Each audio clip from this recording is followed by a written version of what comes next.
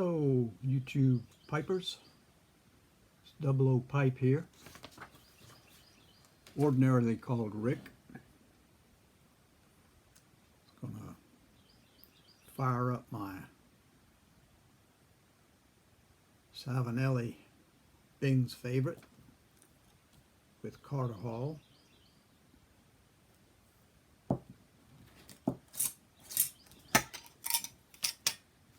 Like I said yesterday, I really packed this stuff so it's really in there. And it feels drier than it did yesterday. I wonder why. I was thinking about doing this outside, but when I went out there was a horsefly that seemed to take a real liking to me and just would not leave me alone. So I tried another day. It's a pretty day, but it's a little on the warm side. And I don't know how I expect it to be any cooler as time goes on, because here that summer heat is drastic with the humidity. Anyway, we'll see. I kind of liked the blue sky and the green limbs in the background.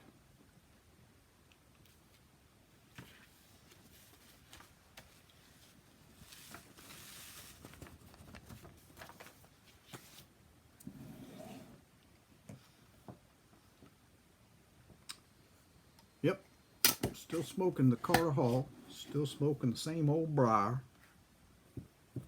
I still don't think that I'm qualified or capable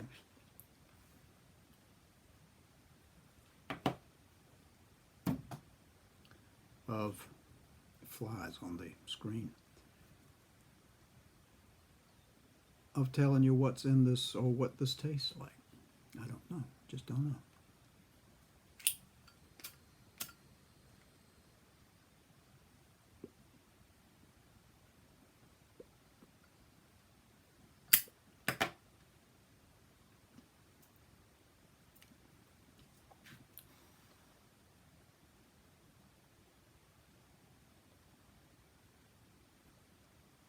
It's pleasant. It's a pleasant smoke. I taste a pleasant taste. It's much better than a Camel.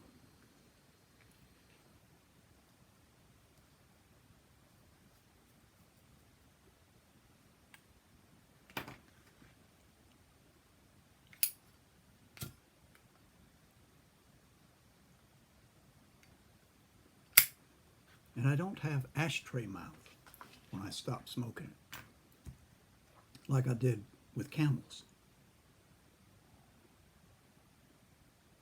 Of course, now Camels I smoked a long time ago. So anyway, I can tell you this tobacco, Carter Hall, honest, it's Carter Hall, is much better than Camel tobacco, which is supposed to be a Turkish blend from what it says on the package.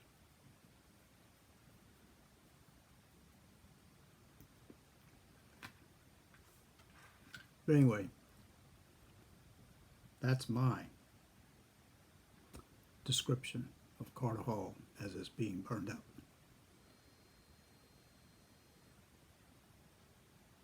I really like these rubber end pieces here because it was hard for me to grip that with my teeth, but with this it's a bit of a cushion. And it ain't bad. And I have a beverage.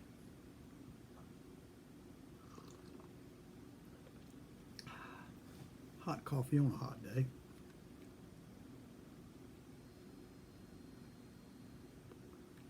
This is the Codger challenge still. If I read correct, I think this will be the 26th video from a person who thought he'd only make 4.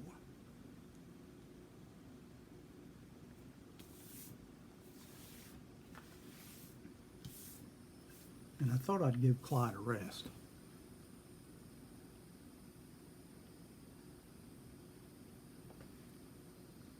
tell you about a little bit about Iceland when I was stationed there. This was back 19, I think it was 1970 whenever I showed up in Iceland. Excuse me. I got married in April, and in June I was in Iceland. It doesn't pay to get married in the military.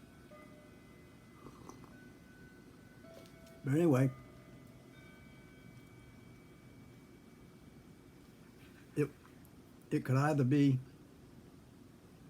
I could stay there alone for so long, and that would be all of the, I can't even think what we called them back then. Oh well, it doesn't matter. Anyway, decided to ask the wife to come to Iceland because it was something that you could do for this particular base.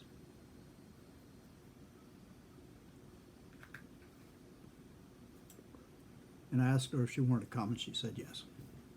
So there's a lot of paperwork that she had to go through. It took about, I think it was 2 months before she was able to come. But she got up there. Now, when I first got off the plane, I was fooled because it was a beautiful day, beautiful sky. Temperature was pleasant. You could see for miles along the horizon. There were no trees there, so you could see the horizon was miles and miles and miles away. Like one of the volcanoes that you could see in the distance looked like it was like 2 miles away, and it could be 30 miles away. That's how clear the air was. But it was a beautiful day. And I thought to myself, boy, this is going to be okay. I'm going to like this. But a few days later, I was staying in the BOQ until my wife got there. It was a bit chilly, so I had my London fog on, keep me warm. And I stepped out of the BOQ and headed towards the officers' club to get something to eat. Now there were clouds in the sky. And one thing you have to know about Iceland, the rain does not fall down from the sky. It comes at you horizontally because the wind is of such a force that it's almost like standing in a hurricane. So anyway, as I was walking over to the officers' club, the wind picked up and the rain began to fall. Didn't fall, slapped me in the face horizontally. Heavy, heavy rain. Began to be so bad that I couldn't see through my glasses. It was so heavy. And I was walking past the officers' club, not realizing it, when somebody grabbed me from under the awning and pulled me in and told me I better watch where I was going because I was passing right by. Anyway,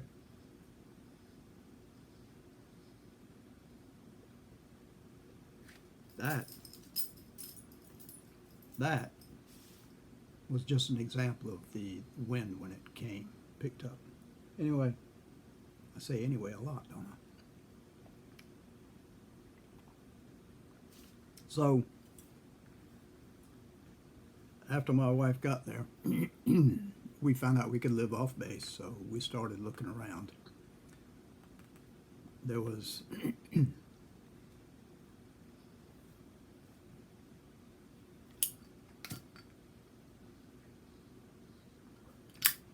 when we came on as a new person, we had somebody who was our sponsor to kind of show us the ropes around. And his name was Marshall. And I'll have to tell you about him another time because that's a story in itself. But until we found a place, he said we could stay with he and his wife, Stella, which we did, and that was interesting. Quite a guy. I can't say too much good about him because he was not only a big help to us, he was a heck of a friend, really was. and I'll never forget him.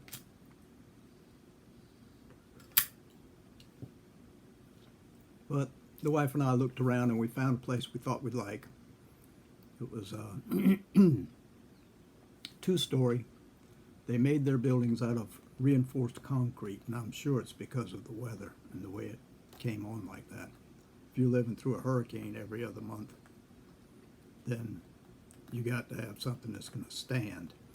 But the reinforced concrete on the outer walls was not the brilliant colors that the ones around the neighborhood were, and we asked why was that.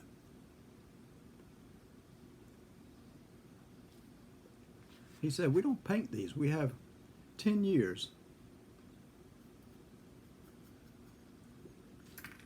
to finish constructing our houses. And when you finally finished after 10 years, you can paint it then, or, because once you've finished it, they begin to tax you. He said, and I don't have to paint my house for another 5 years, and then I'll be taxed. Thought that was interesting. So we talked to the people that lived upstairs, who would be the landlord.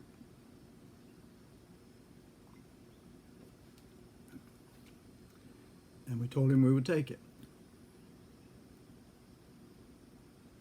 So we moved in. Marsh and Stell helped us move in. And one day when I was getting off work, one of the officers asked if my wife and I would like to come to a party. They were just having a get-together with some people on base, and thought maybe people off base might like to come too. So I said, okay. I think she'd enjoy that. We'll do that. We'll be here. When I got home, I told her about the offer, and she said, yeah, she'd love to do that. So we got dressed, and as we walked out the door, we could see the weather was going for the worst. The wind was picking up, and the rain was beginning to hit us in the face. So we got in the car and drove to the base. And at one point on the road, the wind hit me so hard that knocked me to the side, and I swerved in the wrong lane and back over into the right lane, just to show you how strong the wind was.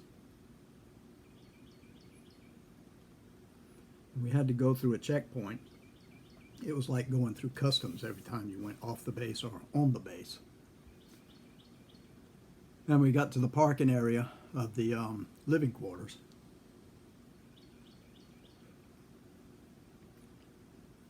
And I parked it, and I was getting out, and the wind was really picking up. It was heavy wind, and the rain was coming across at us also. So I closed my door, and I was going around. Or was she coming around? I think she was coming around to me.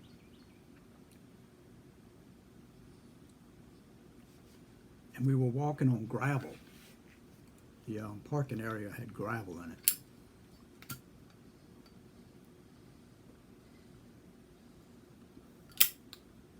So that the wind, as it was blowing both of us, she began to slide on the gravel. Now you have to picture her. She was 4'11" and weighed less than 95 pounds.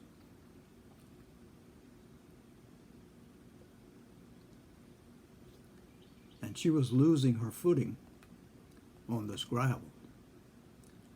And she called out to me, and I grabbed her hand, and while I had done that, the wind also was shifting me along, so that I was sliding on the gravel as well. And she was lifted by the wind. You won't believe it, but she was lifted by the wind. And I had her hand like this, and that's how straight out she was. It was almost like she was a kite. Well, I couldn't get my footing either, so I was sliding along, holding on to her for dear life until I was approaching a light pole, and I grabbed onto the light pole. And I was holding on for me and for her, both at the same time. And it was a struggle while that wind was blowing so hard. But finally, it slacked up enough that she was brought back to the ground and got her footing. And I grabbed hold of her, and we huddled together and walked into the apartment, or up to the apartment. And when we got to the door, they opened it and everybody was clapping. I said, what's going on? What are y'all celebrating? We're celebrating the rescue we just saw out there. That was really something that you caught her like that. So they had watched me struggling, holding on to her, and her almost flying away. I picture her just going up into the sky and becoming a dot up there. So we all had a laugh about that. As we got a little drunker, or as we got a little drunk, not drunker, it was suggested maybe we could tie some twine to her and we could put her out there as a kite. I had had just enough that I said, well, let's talk to her and see if she'll go for that. But she said no. Couldn't understand why.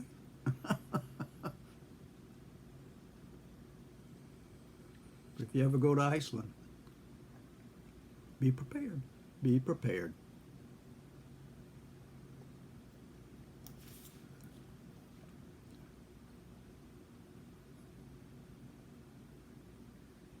I have to admit that I enjoyed our time there. I didn't think I did when we were there, but looking back, like I said, what you're going through, you might not be enjoying, but once you look back on it, you realize how good it was and how much you did enjoy it. That was probably the best time my wife and I had in our marriage. And a lot of that was due to Marshall and his wife, Stella. He was a good friend. I'll talk about him another time.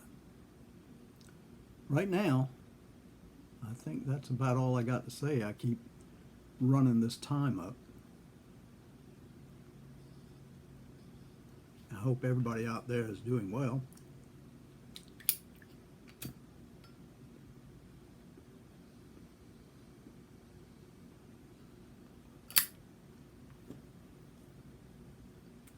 And that you have as nice a day as we have here. Sun shining.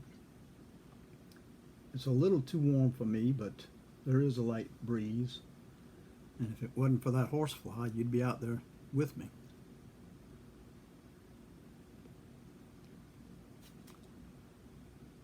Well, I'm about all talked out. I want to wish you all well and say God bless. Until the next time.